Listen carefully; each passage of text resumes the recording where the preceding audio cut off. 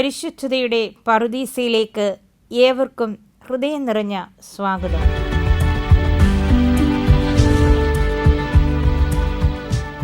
ഇന്ന് നമ്മൾ വിശുദ്ധിയുടെ സുഗന്ധം നുകരാൻ പോകുന്നത് സഭയുടെ ചരിത്രത്തിൽ ഏറ്റവും കുറഞ്ഞ പ്രായത്തിൽ വേദപരംഗതയായി ഉയർത്തപ്പെട്ട ആഗോള മിഷണറിമാരുടെ കാവൽക്കാരിയായ വിശുദ്ധ കൊച്ചു തെരേസയുടെ ജീവിതത്തിലൂടെയാണ്. വലിയ അത്ഭുതങ്ങൾ പ്രവർത്തിക്കുകയോ ദൂരദേശങ്ങളിൽ പോയി സുവിശേഷം പ്രസംഗിക്കുകയോ ചെയ്യാതെ കർമ്മലീത്ത മഠത്തിൻ്റെ 4 ചുവരുകൾക്കുള്ളിലിരുന്ന് കൊച്ചു കൊച്ചു കാര്യങ്ങൾ വലിയ സ്നേഹത്തോടെ ചെയ്ത് അവൾ ലോകം കീഴടക്കി. തൻ്റെ മരണശേഷം സ്വർഗത്തിൽ നിന്ന് ഭൂമിയിലേക്ക് റോസാപ്പൂക്കളുടെ ഒരു മഴ പെയ്യിക്കുമെന്ന് വാഗ്ദാനം ചെയ്ത ഈ കുഞ്ഞു വിശുദ്ധയുടെ വിസ്മയകരമായ ആത്മീയ യാത്രയിലേക്ക് നമുക്ക് പ്രവേശിക്കാം.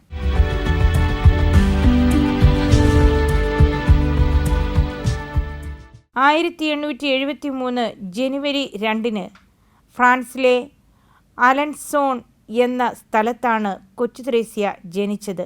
ലൂയിസ് മാർട്ടിൻ, സെലിൻ ഗുവിരിൻ എന്നീ ഭക്തരായ ദമ്പതികളുടെ 9ാമത്തെയും അവസാനത്തെയും മകളായിരുന്നു അവൾ. മാരി ഫ്രാൻസസ് തെരേസ മാർട്ടിൻ എന്നായിരുന്നു അവളുടെ പൂർണ്ണനാമം. അവളുടെ മാതാപിതാക്കൾ അത്രമേൽ വിശുദ്ധിയിൽ ജീവിച്ചവരായിരുന്നു. 5 പെൺമക്കളടങ്ങുന്ന ആ കുടുംബത്തിൽ സ്നേഹത്തിൻ്റെയും പ്രാർത്ഥനയുടെയും അന്തരീക്ഷത്തിലാണ് തെരേസ വളർന്നത്. ചെറുപ്പത്തിൽ അതീവ സുന്ദരിയും എന്നാൽ വളരെ ശാഠ്യക്കാരിയുമായ ഒരു കുട്ടിയായിരുന്നു തെരേസ.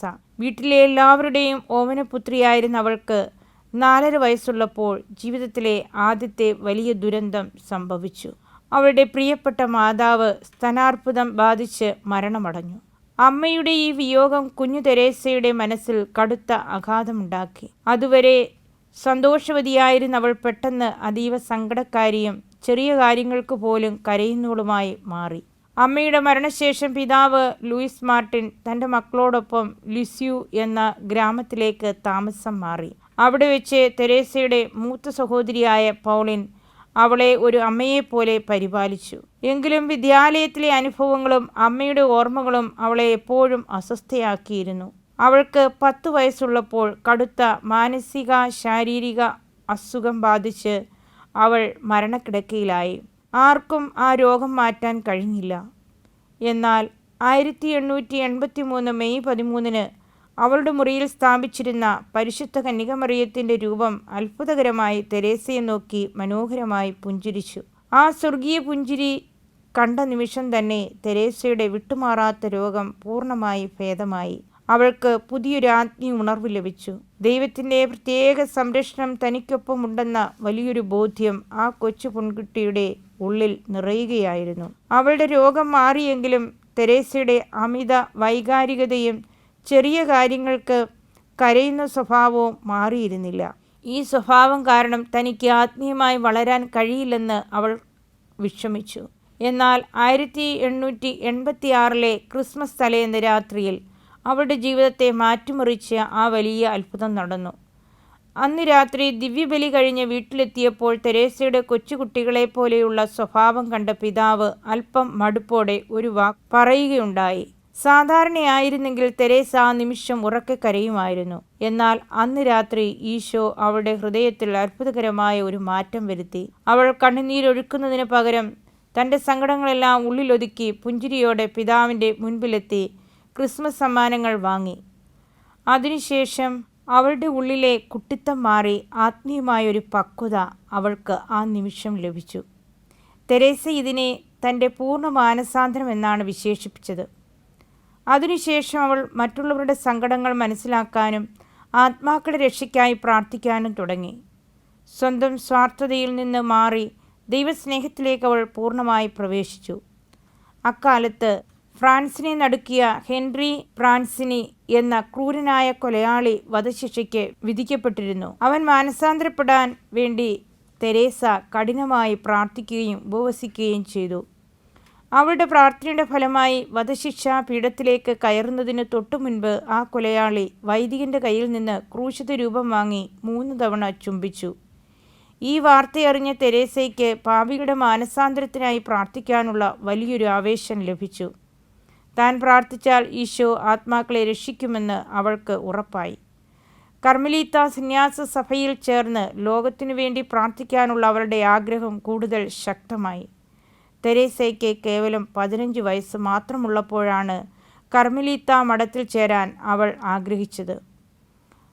അവളുടെ മൂത്ത സഹോദരിമാർ ഇതിനകം തന്നെ ആ മഠത്തിൽ അംഗങ്ങളായിരുന്നു. എന്നാൽ അവളുടെ പ്രായക്കുറവ് കാരണം മഠത്തിലെ അധികാരികളും ലിസ്യുവിലെ മെത്രാനും അവൾക്ക് പ്രവേശനം നിഷേധിച്ചു. എന്നാൽ തോൽക്കാൻ തെരേസ തയ്യാറായിരുന്നില്ല. ദൈവവിളി ലഭിച്ചാൽ അതിനായി ഏതറ്റം വരെയും പോകാൻ അവൾ ഉറച്ചിരുന്നു.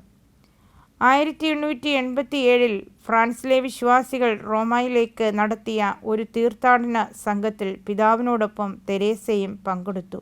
ലിയോ 13 മാർപ്പാപ്പയെ നേരിൽ കണ്ട് അനുവാദം വാങ്ങുകയായിരുന്നു അവളുടെ ലക്ഷ്യം. മാർപ്പാപ്പയെ സന്ദർശിക്കുന്ന സമയത്ത് ആരും വ്യക്തിപരമായ കാര്യങ്ങൾ സംസാരിക്കരുതെന്ന് അധികാരികൾ കർശന നിർദ്ദേശം നൽകിയിട്ടുണ്ടായിരുന്നു. എന്നാൽ മാർപ്പാപ്പയുടെ മുൻപിൽ മുട്ടുകുത്തിയ തെരേസ വിലക്കുകളെല്ലാം ലംഘിച്ചുകൊണ്ട് കണ്ണുനീരോടെ അപേക്ഷിച്ചു. പരിശുദ്ധ പിതാവേ, എനിക്ക് 15 വയസ്സിൽ തന്നെ കർമ്മലീത്ത മഠത്തിൽ പ്രവേശിക്കാൻ അനുവാദം നൽകണം. ഇത് കണ്ട് സുരക്ഷാ ഉദ്യോഗസ്ഥർ അവളെ മാറ്റാൻ ശ്രമിച്ചെങ്കിലും മാർപ്പാപ്പ അവളോട് അനുകമ്പയോട് പറഞ്ഞു, മകളെ, ദൈവഹിതമുണ്ടെങ്കിൽ നീ തീർച്ചയായും മഠത്തിൽ പ്രവേശിക്കും. മാർപ്പാപ്പയുടെ ആ വാക്കുകൾ അവൾക്ക് വലിയൊരു പ്രത്യാശ നൽകി. റോമിൽ നിന്ന് മടങ്ങിയെത്തിയ ശേഷം ലിസ്യുവിലെ മെത്രാൻ തെരേസയുടെ നിശ്ചയദാർഢ്യം മനസ്സിലാക്കുകയും അവൾക്ക് മഠത്തിൽ പ്രവേശിക്കുവാൻ പ്രത്യേക അനുമതി നൽകുകയും ചെയ്തു. അങ്ങനെ 1888 ഏപ്രിൽ 9 തൻ്റെ 15 വയസ്സിൽ തെരേസ ലിസ്യുവിലെ കർമ്മലീത്ത മഠത്തിൻ്റെ പടവുകൾ കയറി. ലോകത്തിൻ്റെ സുഖങ്ങളോട് പൂർണ്ണമായി വിട പറഞ്ഞ് ഈശോയുടെ മാത്രം മണവാട്ടിയാകാൻ അവൾ ആ അടഞ്ഞ മഠത്തിനുള്ളിലേക്ക് പ്രവേശിച്ചു. മഠത്തിനുള്ളിലെ ജീവിതം തെരേസ വിചാരിച്ചതിലും കഠിനമായിരുന്നു. കഠിനമായ തണുപ്പും പട്ടിണിയും മഠത്തിലെ കർശനമായ നിയമങ്ങളും അവളെ പരീക്ഷിച്ചു. കൂടാതെ അവളുടെ കൂടെയുണ്ടായിരുന്ന ചില മുതിർന്ന സന്യാസിനികൾ തെരേസയുടെ വളരെ കഠിനമായിട്ടാണ് പെരുമാറിയിരുന്നത്. എന്നാൽ തെരേസ അവരെയെല്ലാം സ്നേഹത്തോടും പുഞ്ചിരിയോടും നേരിട്ടു.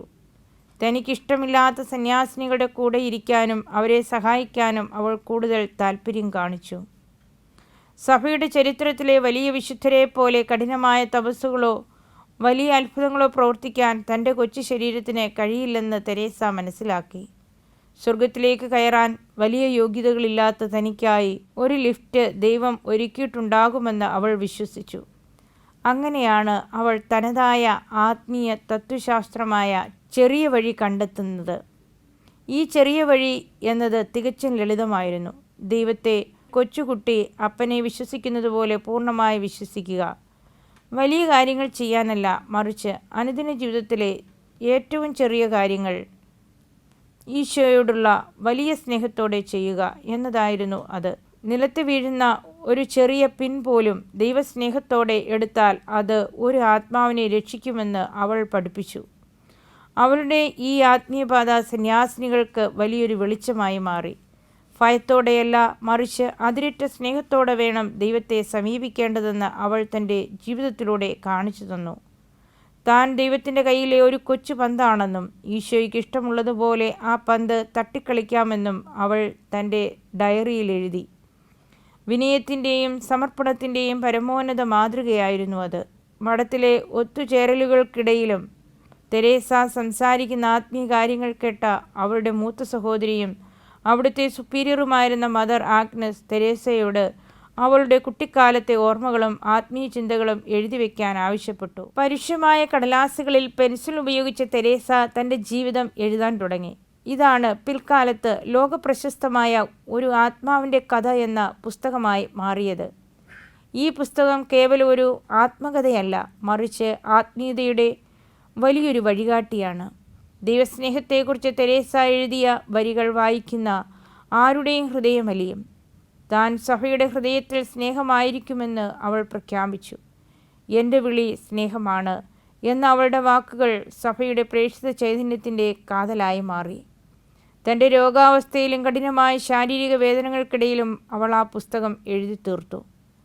പഠിപ്പില്ലാത്ത ഒരു കൊച്ചു സന്യാസിനിയുടെ ഉള്ളിൽ ഇത്രയും വലിയ ദൈവശാസ്ത്ര സത്യങ്ങൾ എങ്ങനെ ഒളിഞ്ഞിരുന്നു എന്നത് ലോകത്തെ അത്ഭുതപ്പെടുത്തി. ഈ പുസ്തകം പിന്നീട് ദശലക്ഷക്കണക്കിന് ആളുകളെ കത്തോലിക്കാ വിശ്വാസത്തിലേക്കും വിശുദ്ധിയിലേക്കും നയിക്കാൻ കാരണമായി മാറി. ഇന്നും ലോകത്തിലെ ഏറ്റവും കൂടുതൽ വായിക്കപ്പെടുന്ന ആത്മീയ ഗ്രന്ഥങ്ങളിലൊന്നാണ് ഇത്. ദൈവത്തെ വളരെ ലളിതമായി സ്നേഹിക്കാൻ ഈ പുസ്തകം നമ്മെ പഠിപ്പിക്കുന്നു.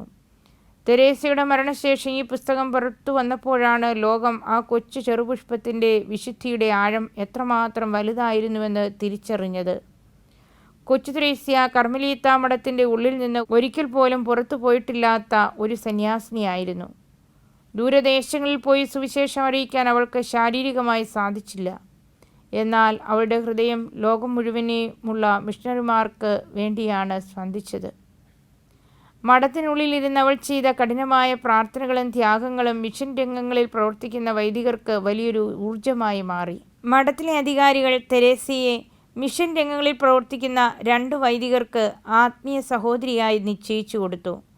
അവൾ അവർക്ക് കത്തുകൾ എഴുതുകയും അവരുടെ മിഷണറി ദൗത്യങ്ങൾ വിജയകരമാക്കാൻ തൻ്റെ സഹനങ്ങൾ കാഴ്ചവെക്കുകയും ചെയ്തു. ആഫ്രിക്കയിലും ചൈനയിലും പോയി സുവിശേഷം പ്രസംഗിക്കാൻ അവൾ അതിയായി ആഗ്രഹിച്ചിരുന്നു. അവളുടെ ആ ആത്മീയ പ്രേക്ഷിതത്വം കണക്കിലെടുത്താണ് പിൽക്കാലത്ത് പയസ് 11 മാർപ്പാപ്പ കൊച്ചു തെരേസയെ വിശുദ്ധ ഫ്രാൻസിസ് സേവ്യറോടൊപ്പം ആഗോള മിഷണറിമാരുടെ മധ്യസ്ഥയായി പ്രഖ്യാപിച്ചത്. മഠത്തിൻ്റെ അടഞ്ഞ ചുവരുകൾക്കുള്ളിലിരുന്നും ഒരു മനുഷ്യന് ലോകം മുഴുവൻ സുവിശേഷത്തിൻ്റെ പ്രകാശം പരത്താൻ കഴിയുമെന്ന് അവൾ തെളിയിച്ചു. മിഷൻ പ്രവർത്തനങ്ങൾ എന്നത് കേവലം യാത്രകളിൽ മാത്രമല്ല, മറിച്ച് അതിന് പിന്നിലുള്ള പ്രാർത്ഥനയുടെ ശക്തിയിലാണെന്ന് തെരേസ ലോകത്തിന് കാണിച്ചു തന്നു. ഇന്നും ലോകമെമ്പാടുമുള്ള മിഷണറിമാർ കഠിനമായ സാഹചര്യങ്ങളിൽ പ്രവർത്തിക്കുമ്പോൾ ഈ കൊച്ചു ചെറുപുഷ്പത്തിൻ്റെ മധ്യസ്ഥം തേടി പ്രാർത്ഥിക്കാറുണ്ട്. തൻ്റെ ജീവിതത്തിൻ്റെ അവസാനത്തെ 2 വർഷങ്ങളിൽ തെരേസ കഠിനമായ ശാരീരിക ആത്മീയ പീഡനങ്ങളിലൂടെയാണ് കടന്നുപോയത്. അവൾക്ക് മാരകമായ ക്ഷയരോഗം ബാധിച്ചു. ശ്വാസമെടുക്കാൻ പോലും കഴിയാതെ ചോര തുപ്പിക്കൊണ്ട് അവൾ കിടക്കയിലായി. അക്കാലത്ത് വലിയ ചികിത്സകളൊന്നും ലഭ്യമായിരുന്നില്ല. എന്നാൽ ആ വേദനകളെല്ലാം അവൾ പുഞ്ചിരിയോടെ ഈശോയ്ക്കായി സമർപ്പിച്ചു. ശാരീരിക വേദനകളേക്കാൾ കഠിനമായിരുന്നു അവൾക്ക് നേരിടേണ്ടി വന്ന ആത്മീയ പീഡനം. സഭയിൽ ഇതിനെ വിശ്വാസത്തിൻ്റെ ഇരുണ്ട രാത്രി എന്ന് വിളിക്കുന്നു. ദൈവം തന്നെ ഉപേക്ഷിച്ചതുപോലെയും മരണശേഷം സ്വർഗമില്ലാത്തതുപോലെയുമുള്ള കടുത്ത പ്രലോഭനങ്ങൾ സാത്താൻ അവളുടെ മനസ്സിലുണ്ടാക്കി. ദൈവത്തിൻ്റെ സാന്നിധ്യം ഒട്ടും അനുഭവിക്കാൻ കഴിയാത്തൊരവസ്ഥയിലായി അവൾ. എന്നാൽ ആ ഇരുട്ടിലും തെരേസ തൻ്റെ വിശ്വാസം കൈവിട്ടില്ല. തൻ്റെ രക്തം കൊണ്ടവൾ ചുവരുകളിൽ വിശ്വാസപ്രമാണം എഴുതി വെച്ചു. തനിക്ക് സ്വർഗത്തിൻ്റെ പ്രകാശം അനുഭവിക്കാൻ കഴിയുന്നില്ലെങ്കിലും അവിശ്വാസികളായ പാപികൾക്ക് സ്വർഗം ലഭിക്കാൻ വേണ്ടി താൻ ഈ ഇരുട്ട് സന്തോഷത്തോടെ സ്വീകരിക്കുന്നുവെന്ന് അവൾ പറഞ്ഞു. സ്നേഹത്തിൻ്റെ പരമകോടിയായിരുന്നു ആ സമർപ്പണം. വേദനകൾ കൂടുന്തോറും ഈശോയോടുള്ള അവളുടെ പ്രണയം വർദ്ധിച്ചതേയുള്ളൂ. കിടക്കയിൽ കിടക്കുമ്പോഴും അവൾ തൻ്റെ കുഞ്ഞു വഴികളിലൂടെ ദൈവത്തെ സ്നേഹിച്ചു കൊണ്ടിരുന്നു. അവളുടെ ഈ സഹനം സഭയിലെ അനേകം പാപികളുടെ മാനസാന്തരത്തിന് കാരണമായി മാറി. തിന്മയുടെ ശക്തികൾക്ക് ഈ കൊച്ചു പെൺകുട്ടിയുടെ സ്നേഹത്തിന് മുൻപിൽ വീണ്ടും പരാജയം സമ്മതിക്കേണ്ടി വന്നു. തൻ്റെ 24-ാം വയസ്സിൽ 1897 സെപ്റ്റംബർ 30 കൊച്ചു തെരേസ്യ മരണത്തിന് കീഴടങ്ങി. മരണക്കിടക്കയിൽ കിടക്കുമ്പോൾ അവൾ ലോകത്തിന് വലിയൊരു വാഗ്ദാനം നൽകി. എൻ്റെ മരണം കൊണ്ട് എൻ്റെ ദൗത്യം അവസാനിക്കുന്നില്ല, അത് തുടങ്ങുകയേ ഉള്ളൂ. ഞാൻ സ്വർഗത്തിലിരിക്കുന്ന ഭൂമിയിലേക്ക് റോസാപ്പൂക്കളുടെ ഒരു മഴ പെയ്യിക്കും. മരിക്കുന്ന നിമിഷം അവൾ തൻ്റെ കയ്യിലുണ്ടായിരുന്ന ക്രൂശിത രൂപത്തിലേക്ക് നോക്കിക്കൊണ്ട് അവസാനമായി മന്ത്രിച്ചു, എൻ്റെ ദൈവമേ, ഞാൻ അങ്ങയെ സ്നേഹിക്കുന്നു. ആ വാക്കുകളോടെ അവൾ തൻ്റെ സ്വർഗീയ മണവാളൻ്റെ സന്നിധിയിലേക്ക് യാത്രയായി. അവൾ മരിച്ച സമയത്ത് അവളുടെ മുഖത്ത് അസാധാരണമായൊരു പ്രകാശവും സൗന്ദര്യവും പ്രകടമായിരുന്നു എന്ന് കൂടെയുണ്ടായിരുന്ന സന്യാസിനികൾ സാക്ഷ്യപ്പെടുത്തി. അവളുടെ ഭൗതിക ശരീരം ലുസ്വിലെ പൊതു ശ്മശാനത്തിലാണ് ആദ്യം സംസ്കരിച്ചത്. വളരെ ലളിതമായ ഒരു ശവസംസ്കാരമായിരുന്നു അത്. എന്നാൽ അവളുടെ മരണശേഷം ഒരു ആത്മാവിൻ്റെ കഥ എന്ന പുസ്തകം ലോകമെങ്ങും പടർന്നതോടെ ലക്ഷക്കണക്കിന് ജനങ്ങൾ ആ കബറിടത്തിലേക്ക് ഒഴുകിയെത്തി. അവളുടെ വാഗ്ദാനം പോലെ അവളോട് പ്രാർത്ഥിച്ച അനേകം ആളുകൾക്ക് അത്ഭുതകരമായ രോഗശാന്തികളും റോസാപ്പൂക്കളുടെ അടയാളങ്ങളും ലഭിക്കാൻ തുടങ്ങി. ഒരു സാധാരണ പെൺകുട്ടി മൺമറഞ്ഞു പോയെങ്കിലും അവളുടെ വിശുദ്ധിയുടെ സുഗന്ധം ലിസ്വിലെ ഗ്രാമത്തിൽ നിന്ന് ലോകത്തിന് നാനാഭാഗങ്ങളിലേക്ക് അതിവേഗം പടർന്നു. സ്വർഗത്തിലിരുന്ന് ഭൂമിയിലെ മനുഷ്യരെ സഹായിക്കുന്ന വലിയൊരു കാവൽ മാലാഖയായി കൊച്ചു ത്രേസ്യ മാറി. അവളുടെ വാഗ്ദാനം ഇന്നും അന്വർത്ഥമായി തുടരുന്നു. 1925 മെയ് 17 പയസ് 11 മാർപ്പാപ്പ അവളെ വിശുദ്ധയായി പ്രഖ്യാപിച്ചു. ചരിത്രത്തിൽ ഇത്രയും ജനപ്രീതിയുള്ള മറ്റൊരു വിശുദ്ധയില്ല എന്ന് തന്നെ പറയാം. ലിസ്സുവിൽ അവൾക്കായി അതിമനോഹരമായ ഒരു വലിയ ബസിലിക്ക പണി കഴിപ്പിച്ചു. 1997 ഒക്ടോബർ 19 അവളുടെ മരണശതാബ്ദി വർഷത്തിൽ ജോൺ പോൾ II മാർപ്പാപ്പ വിശുദ്ധ കൊച്ചു ത്രേസ്യയെ സഭയുടെ വേദപരംഗതയായി പ്രഖ്യാപിച്ചു. സഭയിൽ ഈ പദവി ലഭിക്കുന്ന ഏറ്റവും പ്രായം കുറഞ്ഞ വിശുദ്ധയാണവൾ. വലിയ ദൈവശാസ്ത്ര പുസ്തകങ്ങൾ പഠിക്കാതെ തന്നെ സ്നേഹത്തിൻ്റെ കുഞ്ഞു വഴികളിലൂടെ അവൾ ലോകത്തിന് വലിയൊരു ആത്മീയ പാഠം നൽകിയതുകൊണ്ടാണ് സഭ ഈ വലിയ ബഹുമതി നൽകിയത്. ഭാരതത്തിലും കൊച്ചു ത്രേസ്യയുടെ വലിയ ഭക്തിയാണ് നിലനിൽക്കുന്നത്. ഭാരതത്തിൻ്റെ ആദ്യ വിശുദ്ധയായ അൽഫോൻസാമ പോലും കൊച്ചു ത്രേസ്യയുടെ ചെറിയ വഴി പിന്തുടർന്നാണ് വിശുദ്ധിയിലേക്ക് ഉയർന്നത്. കുട്ടികളുടെയും യുവാക്കളുടെയും പ്രത്യേക മധ്യസ്ഥയായി അവൾ വണങ്ങപ്പെടുന്നു. അവളുടെ രൂപങ്ങളിൽ എപ്പോഴും കൈകളിൽ ഒരു ക്രൂശിത രൂപവും അതിനോട് ചേർന്ന് റോസാപ്പൂക്കളും കാണാൻ സാധിക്കും. അവളോട് പ്രാർത്ഥിക്കുന്ന ഭക്തർക്ക് ഇന്നും പലപ്പോഴും അത്ഭുതകരമായ റോസാപ്പൂക്കൾ ലഭിക്കാറുണ്ട്. അത് അവൾ പ്രാർത്ഥന കേട്ടതിൻ്റെ അടയാളമായി വിശ്വാസികൾ കരുതുന്നു. വിജ്ഞാനത്തേക്കാൾ സ്നേഹത്തിന് പ്രാധാന്യം നൽകിയ ഈ കൊച്ചു വേദപരംഗത ലോകത്തിന് എന്നും ഒരു വലിയ വിസ്മയമാണ്.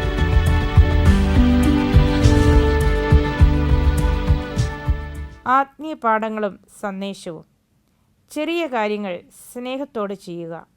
വലിയ കാര്യങ്ങൾ ചെയ്യാൻ കഴിഞ്ഞില്ലെങ്കിലും അനുദിന ജീവിതത്തിലെ കൊച്ചു ജോലികൾ സ്നേഹത്തോടെ ചെയ്യുക. ആത്മീയ ബാല്യം. ഒരു കൊച്ചുകുട്ടിയെപ്പോലെ ദൈവത്തിൽ പൂർണ്ണമായി ആശ്രയിക്കുകയും അവിടുത്തെ സ്നേഹത്തിൽ വിശ്വസിക്കുകയും ചെയ്യുക. പ്രേക്ഷിത ചൈതന്യമുള്ള ഹൃദയം. എവിടെയായിരുന്നാലും ലോകത്തിൻ്റെ രക്ഷയ്ക്കായി പ്രാർത്ഥനയിലൂടെയും ത്യാഗത്തിലൂടെയും മിഷണറിയാകുക. വേദനകളിൽ പുഞ്ചിരിക്കുക. കഠിനമായ രോഗാവസ്ഥയിലും പരാതിപ്പെടാതെ പുഞ്ചിരിയോടെ വേദനകൾ ദൈവത്തിന് കാഴ്ചവെക്കുക. വിശ്വാസത്തിൻ്റെ ഇരുണ്ട രാത്രിയെ അതിജീവിക്കുക. ദൈവിക സാന്നിധ്യം അനുഭവിക്കാൻ കഴിയാത്ത വരണ്ട നാളുകളിലും വിശ്വാസത്തിൽ ഉറച്ചു നിൽക്കുക. റോസാപ്പൂക്കളുടെ അനുഗ്രഹം. സ്വർഗത്തിലിരുന്നും ഭൂമിയിലെ മനുഷ്യരെ സഹായിക്കുന്ന അവളോട് നിരന്തരം മാധ്യസ്ഥം തേടുക.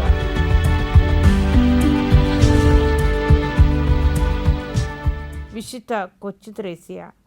കർമ്മലിയിലെ ആ കൊച്ചു മുറിക്കുള്ളിൽ ഇരുന്ന് സ്നേഹത്തിൻ്റെ പ്രകാശം കൊണ്ട് ലോകത്തെ മുഴുവൻ വിസ്മയിപ്പിച്ച വിശുദ്ധിയുടെ ചെറുപുഷ്പം. ഏത് പ്രതിസന്ധികളിലും ദൈവസ്നേഹത്തിൽ അടിയുറച്ച് വിശ്വസിച്ചുകൊണ്ട് പ്രതിസന്ധികളെ നേരിടാൻ കൊച്ചു ത്രേസ്യയുടെ ജീവിതം നമുക്ക് മാതൃകയാകട്ടെ. മറ്റൊരു പുണ്യാത്മാവിൻ്റെ വിശുദ്ധിയും ആത്മീയ പാഠങ്ങളുമായി നമുക്ക് വീണ്ടും കാണാം. ദൈവം നമ്മെ ഓരോരുത്തരെയും സമർത്ഥമായി അനുഗ്രഹിക്കട്ടെ.